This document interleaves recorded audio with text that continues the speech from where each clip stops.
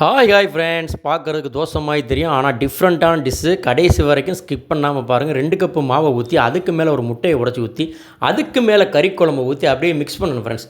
Mix பண்ணிவிட்டு கீழே லேசாக எண்ணெயை ஊற்றி அதை ஒரு ஷேப்புக்கு கொண்டு வரணும். தோசையை ஒரு ரவுண்டு ஷேப்புக்கு கொண்டு வந்தால் அந்த எண்ணெயிலேயே சிம்மில் வச்சு வேக விடுங்க. ரொம்ப ஸ்பீடாக வச்சுட்டிங்கன்னா, ஹை ஃப்ளேமில் வச்சிங்கன்னா தோசை கறி போகும். சிம்மில் வச்சே வேக வைக்கணும். இதுக்கு மேலே பார்த்தீங்கன்னா இதுதான் டிஃப்ரெண்ட்டான டிஷ்ஷு. வீட்டில் ஆட்டு மூளை ஃப்ரை பண்ணி வச்சுருந்தோம். அந்த ஆட்டு மூளை எப்படி ஃப்ரை பண்ணுறதுங்கிற வேறு ஒரு வீடியோவில் போட்டிருக்கேன், கண்டிப்பாக பாருங்கள். அந்த ஆட்டு மூளையை அந்த தோசை மாவு மேலே வச்சு அப்படியே கொத்து கொத்துன்னு கொத்தி அருமையாக கறி தோசை ஸ்டைலில் மூளை தோசை பண்ணோம் ஃப்ரெண்ட்ஸ். அதுக்கு மேலே ஃபைனலாக பெப்பரை தூவி விட்டு அப்படியே தோசை இந்த பக்கம் ஒரு பரட்டி மறுபடியும் லைஸாக எண்ணெயை ஊற்றி அப்படியே வேக விடணும் ஃப்ரெண்ட்ஸ். சிம்லேயே வேக விடுங்க. சிம்லேயே வேக விட்டால் முறுன்னு அருமையான வாசனை வர ஆரம்பிச்சிருச்சு. மறுபடியும் தோசை இந்த பக்கம் திருப்பி போட்டு ஆஹா சூப்பராக வந்துருந்துச்சு. அப்படியே எடுத்து சர்வ் பண்ணலாம். அப்படியே எடுத்து தட்டில் வச்சேன் ஃப்ரெண்ட்ஸ்.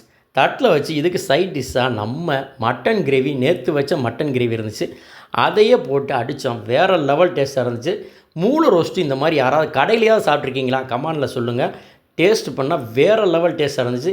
ஈஸியான ரெசிபி தான். நீங்களும் வீட்டில் ட்ரை பண்ணி பார்த்துட்டு எப்படி இருந்துச்சு சொல்லுங்கள். இந்த மாதிரி டிஃப்ரெண்ட்டான ரெசிபீஸை டேஸ்ட் பண்ணுறதுக்கும் செஞ்சு பார்க்குறதுக்கும் நம்ம சேனலை கண்டிப்பாக ஃபாலோ பண்ணுங்கள், சப்ஸ்கிரைப் பண்ணுங்கள், ஷேர் பண்ணுங்கள். உங்கள் சப்போர்ட்டை ரொம்ப எதிர்பார்க்குறோம். தேங்க்யூ, பாய்.